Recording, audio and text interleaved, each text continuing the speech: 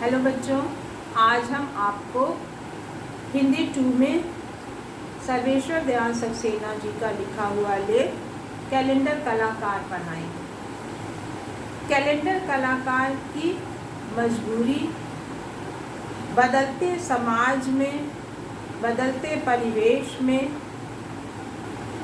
वह अपने आप को किस प्रकार से ढाल रहा है, अपना जीवन निर्वाह कैसे कर रहा है, उसकी क्या मजबूरी है अपनी कला के प्रति, उसका जो लगाव है वो कैसे परिवर्तित हो रहा है, किस तरह से वो अपनी कला को आगे लेके जा रहा है, ये सारी चीज़ें इस पाठ में बताई गई हैं। एक वार्तालाप के रूप में ये पाठ है। वार्तालाप में 3 व्यक्ति हैं, एक स्वयं लेखक, दूसरा कलाकार और उनका एक मित्र, जो तीनों एक जगह पर बैठकर इस विषय पर कुछ चर्चा कर रहे हैं। कुछ बातें हैं जो आपस में बात करने से लोगों को पता चलेंगी, जिसका वर्णन लेखक ने इस पाठ में किया है। साहित्य समाज का दर्पण होता है।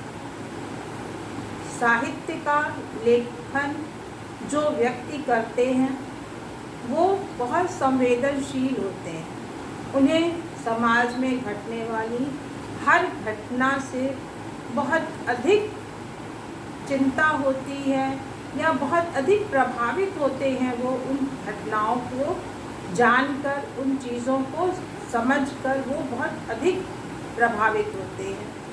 ये लेखक जो है ये भी इस कलाकार की मजबूरी और उसकी व्यवस्था को देखकर बहुत प्रभावित होता है और उसने इस लेख के माध्यम से हमें ये बताने की कोशिश की है, ये बताने का प्रयास किया है कि समाज में रहने के लिए हमें धन की आवश्यकता पड़ती है। हर व्यक्ति को धन की आवश्यकता पड़ती है और एक कलाकार जो होता है वो अपनी कला से बहुत लगाव रखता है, उसे अपनी कला से बहुत प्रेम होता है। वो अपनी कला को हर कीमत पर जीवित रखना चाहता है। उसे समाज में अगर स्थान नहीं मिलता है, अगर समाज में उसकी कला की इज्जत नहीं होती है, समाज में उसको स्वीकार नहीं किया जाता है, तो उसे बहुत दुख होता है। कैलेंडर जो आजकल के समय में आप घरों में नहीं देखेंगे, लेकिन कुछ समय पहले ये कैलेंडर घरों में लगे होते थे। कुछ सालों पहले घरों में लोग कैलेंडर लगाना बहुत शौक से लगाते थे, बहुत पसंद करते थे घरों में लगाना। तो पहले हम इस पाठ का कुछ कठिन शब्द का अर्थ देख लें, उसके बाद हम इस पाठ के बारे में आगे पढ़ेंगे। सबसे पहले इस पाठ का शब्द अर्थ जो स्तंभकार। स्तंभकार का अर्थ है समाचार पत्र में विशेष विषय पर लिखने वाला। समाचार पत्र जो न्यूज़पेपर आपका आता है या मैगजीन में भी आप जो लेख लिखा हुआ देखते हैं, उस लेख के लेखक को हम स्तंभकार कहते हैं। स्तंभकार जो उस लेख के बारे में, जैसे आपकी मैगजीन जिस अंक से संबंधित है, उस अंक पर अगर किसी पत्रकार ने कुछ लिखा है, विशेष रूप से जो उस पत्र का या उस मैगजीन का संपादक होता है, तो वो लिखता है उस विषय पर अपना विचार प्रकट करता है, उसे हम स्तंभकार कहते हैं। फिर स्फूर्ति। स्फूर्ति का अर्थ होता है फुर्ती और तेजी। साम्य, समानता, खानापूरी, खाली जगह भरना।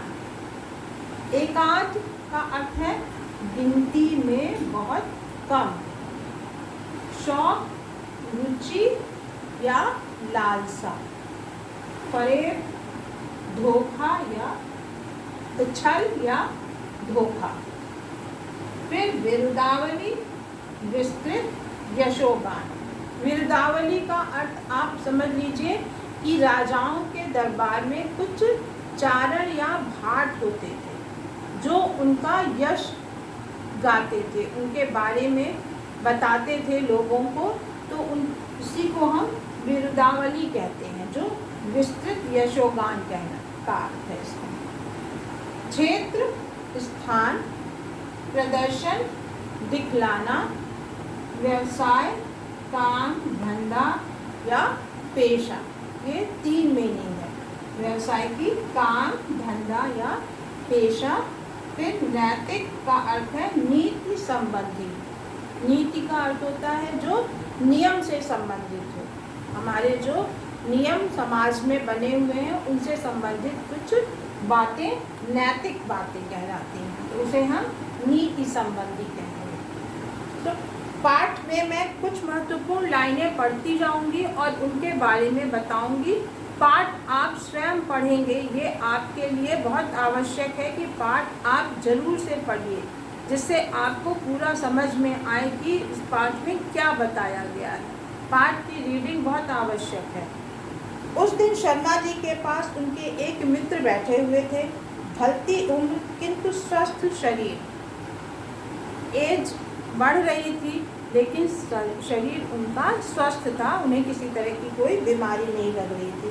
वे कैलेंडर बनाते हैं और कभी कभी अच्छा कमा भी लेते हैं। उनका काम क्या है? जो व्यक्ति बैठे हुए हैं उनका काम है कैलेंडर बनाना, और वो एक समय था जब वो अच्छा पैसा कमा लेते थे। उन्हें देखकर इस स्तंभकार को अपने बचपन की याद आती है। स्तंभकार मतलब जो लेखक है, जो पाठ को लिख रहा है, उसको अपने बचपन की याद आ रही है कि बचपन में कैसे घरों में कैलेंडर लगे होते थे और उन नए कैलेंडरों का आना घरों में बहुत स्फूर्तिदायक होता था, बहुत जोश से भर देता था लोगों को कि हमारे घर में कैलेंडर आया है। सब देखते थे उस कैलेंडर को और बहुत अच्छा महसूस करते थे कि हमारे घर में नया कैलेंडर आ गया है। यह जरूरी नहीं था कि कैलेंडर तारीख वाले हों, आवश्यकता के अनुसार लोग कैलेंडर लाते थे। जिन्हें चित्र लगाना होता था वो चित्र वाले कैलेंडर लाते थे, और जिन्हें डेट देखनी होती थी, तारीख के काम से लाते थे, वो लोग केवल तारीख वाला कैलेंडर ही ले आते थे। अब इनका चलन खत्म होता जा रहा है। अब घरों में कैलेंडर नहीं दिखाई पड़ता है, क्योंकि लोग अब टीवी पे ही सब चीज़ें देख लेते हैं, मोबाइल पे ही टाइम देख लेते हैं, डेट देख लेते हैं। तो समय क्या है, वो परिवर्तित होता जा रहा है, समय बदल रहा है। समाज में लोगों को अब इतना समय नहीं है किसी चीज़ के लिए कि वो अब कैलेंडर लगाएं, या कैलेंडर की आवश्यकता अब लोगों को नहीं पड़ रही है। इसलिए घरों से अब कैलेंडर समाप्त होता जा रहा है, लोग घरों में कैलेंडर नहीं लगा रहे हैं। लेकिन कलाकार, जो लेखक है, उसे अपने बचपन की याद आती है कि दिवाली के समय में लोग घरों में कैलेंडर लगाते थे, और उन कैलेंडरों के आने से घरों में रौनक बढ़ जाती थी, लोगों में बहुत स्फूर्ति आती थी, और घरों को सजाने के लिए इन कैलेंडरों का इस्तेमाल किया जाता था। विशेष रूप से मध्यवर्गीय परिवार में, मध्यवर्गीय मतलब मिडिल क्लास फैमिली में, जो बहुत अधिक पैसा तो नहीं खर्चा कर सकते हैं, लेकिन जिनको शौक़ होता है अपना घर सजाने का, तो दिवाली के मौके पे जब हम घरों को सजाते हैं तो वो कैलेंडर ले आते थे जो कम दाम के मिलते थे, और घरों को सजाते थे। तो मध्यवर्गीय परिवार का ये विशेष शौक़ था। इस स्तंभकार को वे दिन याद आए, आज़ादी के पहले स्वाधीनता संग्राम के दिन, जब देश के नेताओं के कैलेंडर बाजारों और घरों में भरे होते थे। स्वतंत्रता संग्राम के टाइम में जब लोग नेताओं को अपना आदर्श मानते थे, उस समय लोग नेताओं के कैलेंडर अपने घरों में बहुत शौक़ से लगाते थे, बहुत रुचि से लगाते थे कि ये नेता हमारा है, इसको हमें अपने घर में लगाना है। इन नेताओं का कैलेंडर अपने घरों में लगाते थे और अपने आप को उन लोगों से जुड़ा हुआ महसूस करते थे, क्योंकि उस समय टीवी नहीं होता था और लोग कैलेंडरों से ही नेताओं को देखते थे जहाँ नेता जाते थे वहाँ लोगों की बहुत भारी संख्या में भीड़ हो जाती थी। उनको देखने के लिए, उनको सुनने के लिए लोग उन्हें अपना आदर्श मानते थे। उन्हें अपना नेता जो होते थे वो लोगों के आदर्श होते थे, इसीलिए लोग उनको देखने के लिए और उनका कैलेंडर लगाने के लिए भीड़ कर लेते थे कि वहाँ पे बहुत भारी संख्या में लोग इकट्ठे होते थे। हम बच्चे घर की दीवारों पर उन्हें टंगे देख उनके बारे में पूछते थे। लेखक उस समय छोटी उम्र का था तो वो उन कैलेंडरों के बारे में, उनमें लगे चित्रों के बारे में पूछता था कि ये कौन है, इनका क्या नाम है, उनके बारे में पूछता था। तो घर के लोग उनके बारे में बताते थे और अपने आप को भी उस स्वतंत्रता संग्राम का हिस्सा समझते थे कि हम भी उस स्वतंत्रता संग्राम में भाग ले रहे हैं इन नेताओं के द्वारा। तो उन नेताओं से इतना अपने आप को जुड़ा हुआ महसूस करते थे। अब नेताओं के कैलेंडर क्यों नहीं चलते, लेखक पूछ रहा है स्तंभकार से। तो इस है कोई नेता ऐसा जिसका कैलेंडर आप लगा सकते हैं? हमने अभी आपको बताया कि ये वार्ता है जिसमें 3 लोग बैठ के बातें कर रहे हैं।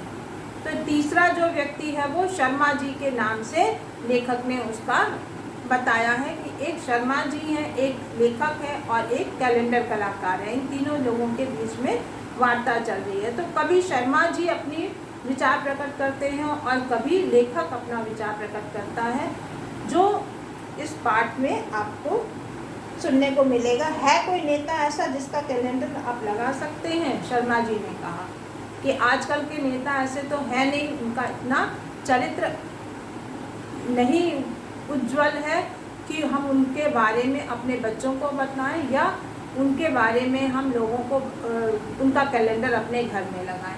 अगर उनका हम कैलेंडर लगाते हैं तो लोग हमें उस पार्टी का व्यक्ति समझते हैं और आजकल के नेताओं का जो है वो क्या है, वो केवल स्वार्थ के लिए अपना काम कर रहे हैं। नेता हैं लेकिन वो बहुत स्वार्थी हैं, छल और फरेब उनके अंदर है, इसलिए उन नेताओं का कैलेंडर लोग अपने घरों में लगाना पसंद नहीं करते हैं।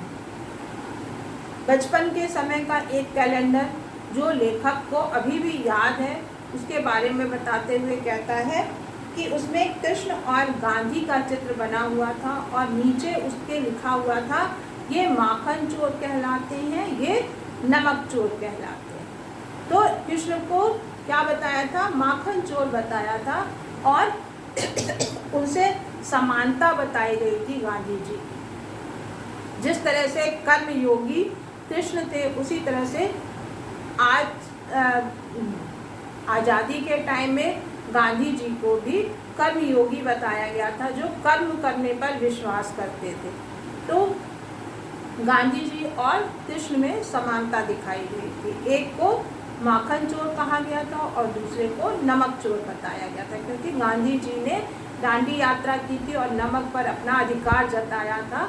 तो ये इनको इस तरह से कैलेंडर पहले बना करते थे जो लेखक बता रहा है।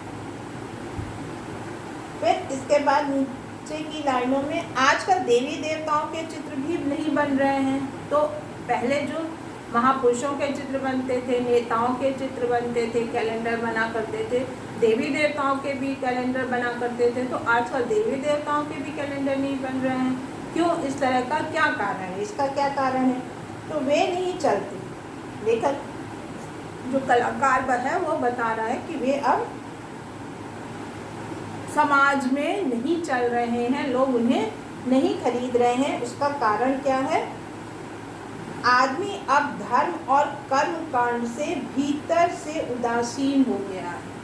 आदमी, जो व्यक्ति समाज में रह रहा है, उसे अब धर्म से बहुत अधिक लगाव नहीं है, उसे अब उधर से उदासी मिल रही है, उसे हर चीज़ बहुत जल्दी चाहिए, उसे हर चीज़ अपने समय के अनुसार बहुत बदली हुई दिख रही है, उसे धर्म पर भी अब कोई विश्वास नहीं रह गया है।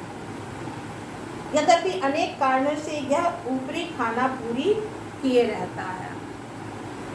कुछ लोग कैलेंडर खरीदते हैं, लेकिन वो बहुत रुचि नहीं दिखाते हैं उन कैलेंडरों को खरीदने में। केवल एक खाना पूरी मतलब एक खाली स्थान भरने का कार्य करता है कैलेंडर। जो धार्मिक पुरुषों का कैलेंडर है, धर्म से संबंधित, देवी देवताओं से संबंधित जो कैलेंडर है वो एक खाना पूर्ति का काम करता है।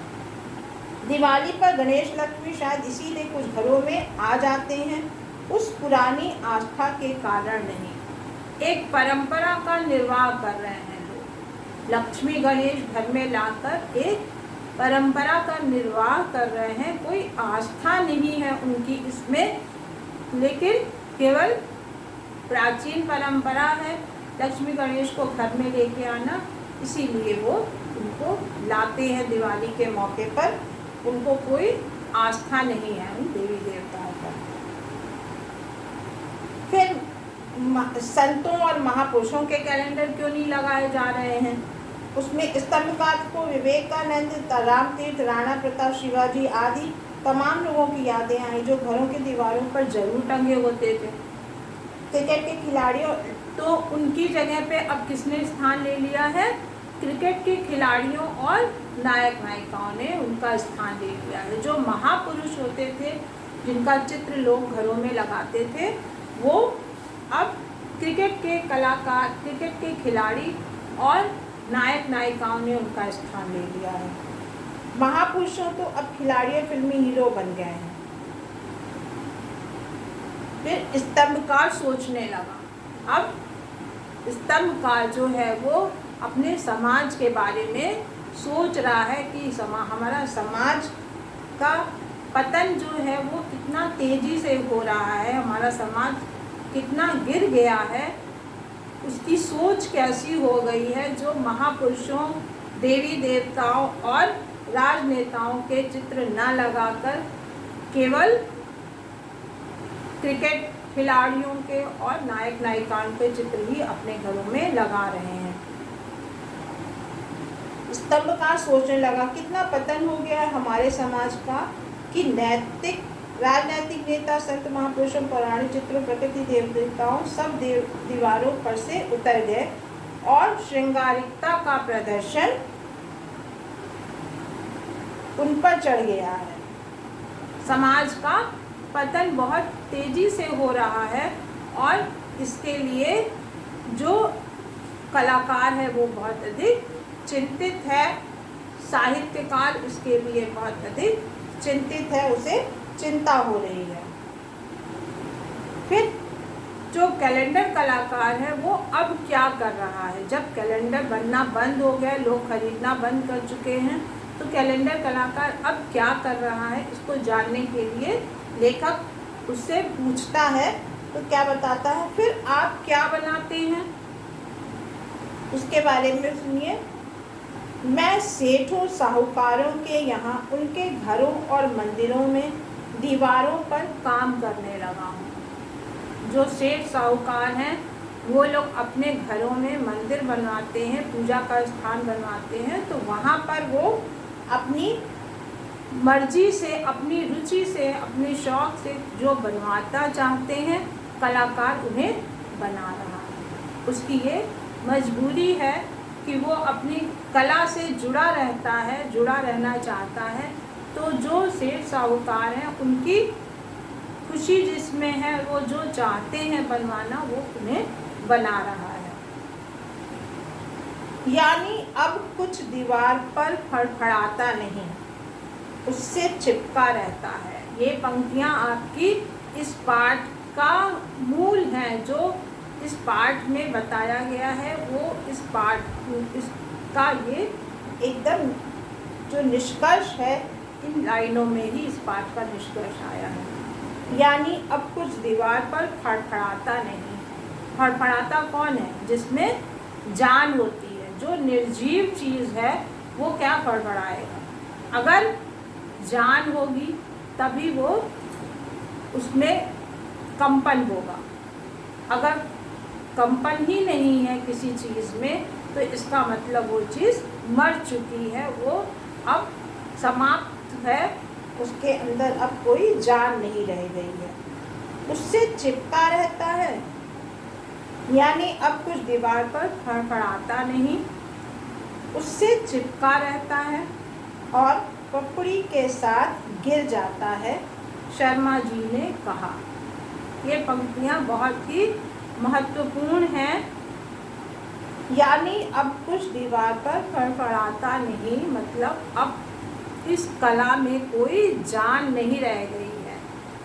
ये कला अब धीरे धीरे समाप्त हो रही है। कैलेंडर कलाकार जो है वो अब अपना समय व्यतीत कर रहा है केवल, और समय के साथ ये कला समाप्त प्राय है। अब ये समाप्त होने की कगार पर आ गई है। उससे चिपका रहता है, पपड़ी के साथ गिर जाता है, मतलब समय के साथ ये अब समाप्त हो जाएगी कला। इसका अब कोई कद्रदान नहीं रह गया है, इसको पसंद करने वाले लोग अब नहीं रह गए हैं समाज में, तो ये कला अब समाप्त होने वाली है। स्तंभकार को लगा कि सचमुच समाज की यही हालत हो गई है। अभी हमने आपको बताया कि कलाकार जो होता है वो बहुत अधिक संवेदनशील होता है, उसे समाज से बहुत कुछ सीखने को मिलता है। वो समाज से जो लेता है उसे उसी रूप में वापस करता है, उसको अपने लिए कुछ नहीं वो करता है, वो केवल समाज के लिए करता है। तो स्तंभकार को लगा कि सचमुच समाज की यही हालत हो गई है। यह कैलेंडर कलाकार भी फड़फड़ाना भूल गया है, मतलब अब इसमें भी अब कोई जान नहीं रह गई है, ये केवल अपने दिन गिन रहा है। सिमटते सिमटते अपने व्यवसाय में यहाँ आकर चिपक गया है, ऐसी जगह पर आकर स्थिर हो गया है जहाँ पर उसे केवल नैतिक रूप से गिरने के सिवा कोई चारा नहीं है उसके पास। उसका अब नैतिक पतन हो गया है, वो केवल अपने जीवन निर्वाह के लिए ही काम कर रहा है, अपने शौक से वो कोई कार्य नहीं कर रहा है, उसकी जिसमें रुचि थी वो काम वो नहीं कर रहा है। और वो केवल सेठ साहूकारों के यहाँ ही उनकी रुचि के अनुसार अपना व्यवसाय चलाने के लिए, अपनी रोजी रोटी चलाने के लिए कार्य कर रहा है। तो ये पाठ आपका जो एक कैलेंडर कलाकार की विवशता और उसकी मजबूरी, इस समाज के बदलते वातावरण के कारण जो उसने अपने व्यवसाय में लाभ देने के लिए कार्य किया है, उसके बारे में बताया गया है। ये पाठ आप एक बार ज़रूर से अपने स्वयं पढ़ लीजिएगा। अगर कोई लाइन नहीं समझ में आती है या कोई चीज़ नहीं समझ में आई है तो आप उसको ज़रूर से पूछ भी लीजिए, जिससे आपको ये पाठ स्पष्ट हो जाए। तब तक के लिए मैं अभी ये समाप्त कर रही हूँ, उसके बाद मैं आपको इस पाठ का अभ्यास कार्य और प्रश्न उत्तर कराऊंगी। तब तक के लिए धन्यवाद।